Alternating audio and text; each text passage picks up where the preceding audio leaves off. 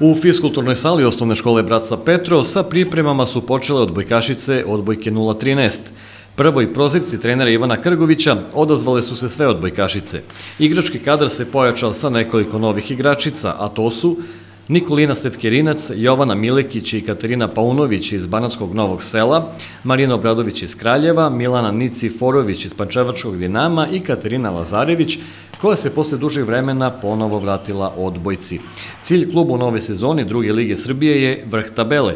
Pored priprema u Pančevu, odbojkašice će drugi deo priprema obaviti i u Splitu. Krenuli smo sa pripremama upravo danas, krećemo kao i svake godine početkom avgusta. Mislim da smo krenuli na vreme.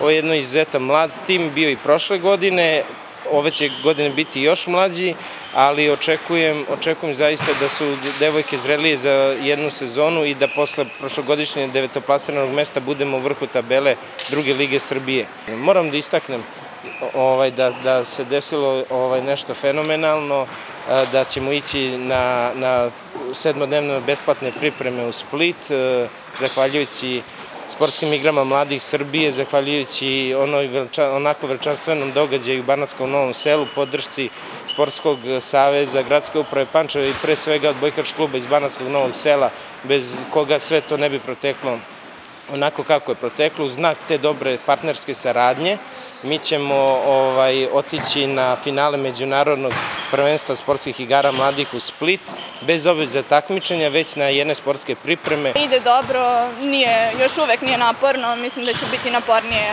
u toku sezone, ali dobro, na sve smo spremni. Kakva je saradnja sa starijim odbojkašicama? Pa za sada je dobro, prihvatile su nas super i nadam se da će tako i ostati. Naporno je dosta, ali izdržat ćemo. Cilj nam je da se pripremimo što bolje za iduću sezonu i uz trenera ćemo to da uspemo. Kako ti se čine uslovi pod kojima trenirate? Uslovi kao od početka odlični, radimo podlogu za nastavak treniranja, da bi izbjegli povrede i idemo polako. Prvu kontrolnu utakmicu odbojkašice odbojke 013 igraće krajem avgusta sa ekipom Beogradskog Partizana, a prvenstvo u drugoj ligi Srbije startuje sredinom oktobra.